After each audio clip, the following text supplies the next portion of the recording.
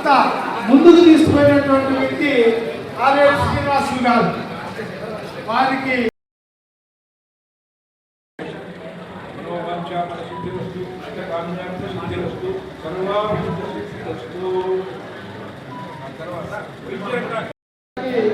పుష్పగుచ్చాలు ఇచ్చారు. ప్రత్యేకమైన ధన్యవాదాలు.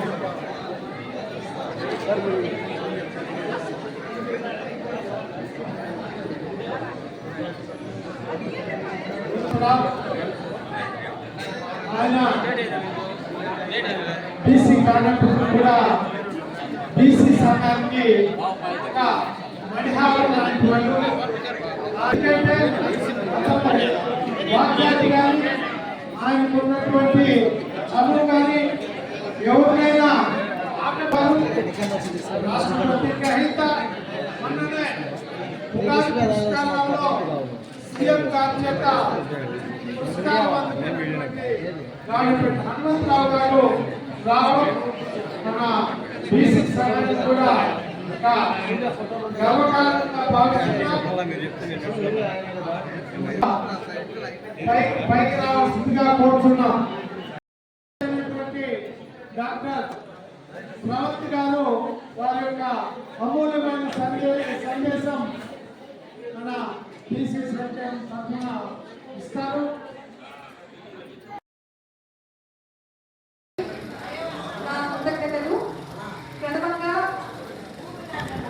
గారు సుధాకర్ గారు, హనుమంతరావు గారు ఇక్కడికి ఇచ్చేసి నన్ను సత్కరించినందుకు బీసీ సంక్షేమ సభ్యులందరికీ పేరు పేరున అందరికీ కృతజ్ఞతలు తెలుపుతున్నాను.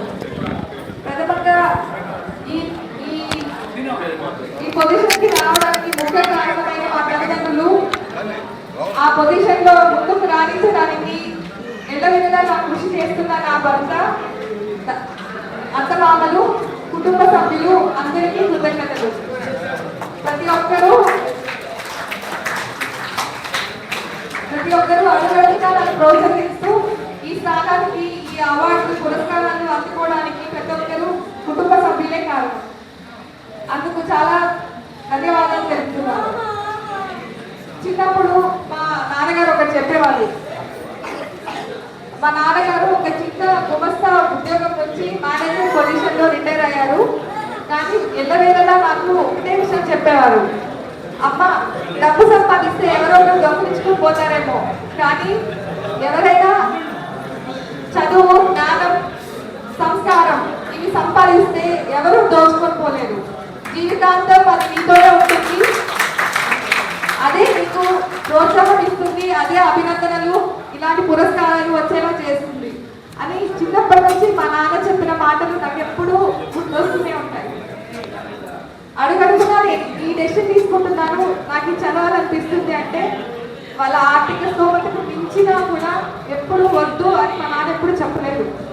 ప్రతి అడుగున ఏమైనా పర్వాలేదు, నేను వెనుకున్నాను, నువ్వు చదువు, నువ్వు ఎంత దూరం వెళ్తావో వెళ్ళు, ప్రతి దానికి నేను నీకు సహకరిస్తాను అని చెప్పి ప్రతి అడుగునా తోడ్పడిన నా తల్లిదండ్రులకి జీవితాంతం రుణపడి ఉంటాను. అలా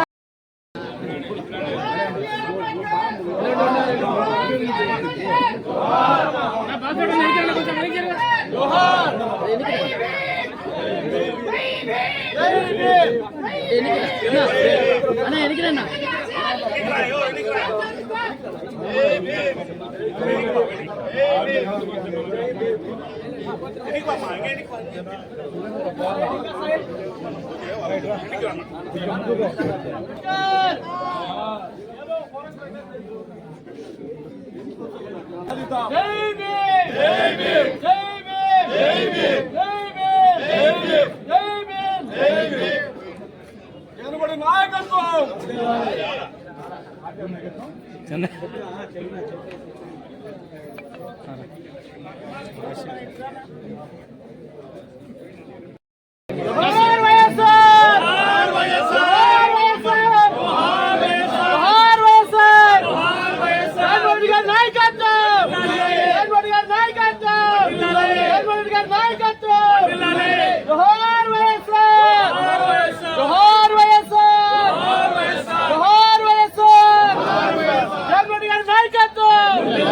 జగన్మోహన్ రెడ్డి గారి నాయకత్వం, వర్ధిల్లాలి జగన్మోహన్ రెడ్డి గారి నాయకత్వం.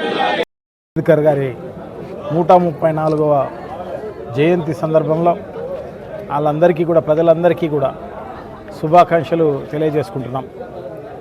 ఈ కార్యక్రమంలో మా పిఏసి సభ్యులు అంటే పొలిటికల్ అడ్వైజరీ కమిటీ సభ్యులు శ్రీ అమ్జద్ బాషా గారు, అలాగే పెద్దలు ఎమ్మెల్సీ గారు శ్రీ గోవింద్ రెడ్డి గారు, మిగతా పార్టీ శ్రేణులందరూ కూడా పాల్గొన్నదానికి వారికి అందరికీ కూడా అభినందనలు తెలియజేసుకుంటాం.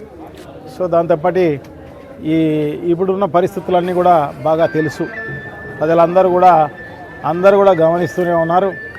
సో పూర్వం అంతా కూడా స్వాతంత్రానికి ముందు దాదాపు 75 సంవత్సరాలు అయితే స్వాతంత్రం వచ్చి, సో స్వాతంత్రం వచ్చిన తర్వాత ప్రజలందరికీ మేలు చేయాలి అన్న సత్సంకల్పంతో ప్రజలందరికీ కూడా ఒక మంచి రాజ్యాంగాన్ని ఇవ్వాలన్న ఉద్దేశంతో మన బాబాసాహెబ్ అంబేద్కర్ గారి ఆధ్వర్యంలో ఒక కమిటీని నియమించడం జరిగింది. కొన్ని సంవత్సరాలు దాదాపు 7 సంవత్సరాలు 8 సంవత్సరాలు వాళ్ళు మొత్తం ప్రపంచవ్యాపితంగా అన్ని రాజ్యాంగాలను ఒకసారి గమనించి సో దానికంటే బెటర్మెంట్ చేసి మన దేశానికి రాజ్యాంగాన్ని ఇచ్చిన గొప్ప వ్యక్తి శ్రీ బాబాసాహెబ్ అంబేద్కర్ గారు. సో తప్పకుండా ఆయన దేశవ్యాపితంగా ఆయనను ఈరోజు అందరూ కూడా జయంతి రోజు అందరూ కూడా ఒక పండుగ వాతావరణం వల్లే అందరూ కూడా చేసుకునే కార్యక్రమం జరుగుతుంది. సో ఆ రాజ్యాంగం ఈ రాష్ట్రంలో దురదృష్టవశాత్తు ఆ భారతదేశం అంతా కూడా చేస్తున్నారు, కానీ ఈ రాష్ట్రంలో మాత్రం దురదృష్టవశాత్తు ఇక్కడ ఆ అంబేద్కర్ గారు రచించిన రాజ్యాంగాన్ని అమలు చేయడంలే. ఇక్కడంతా రెడ్ బుక్ రాజ్యాంగం అంతా కూడా నడుస్తున్న పరిస్థితి అన్నమాట. ఎందుకంటే ఈ ప్రభుత్వం వచ్చి దాదాపు 11 నెలల కాలం అయిపోయింది. ఈ 11 నెలల కాలంలో ప్రజలను హింసించడమే కాకోకుండా వైఎస్ఆర్ కాంగ్రెస్ పార్టీ నాయకులను, కార్యకర్తలను, సింపథైజర్స్ను అందరినీ కూడా ఇబ్బందులు పాలు చేసే కార్యక్రమం, వాళ్ళ ఫ్యామిలీస్ని అంతా కూడా కష్టపెట్టే కార్యక్రమం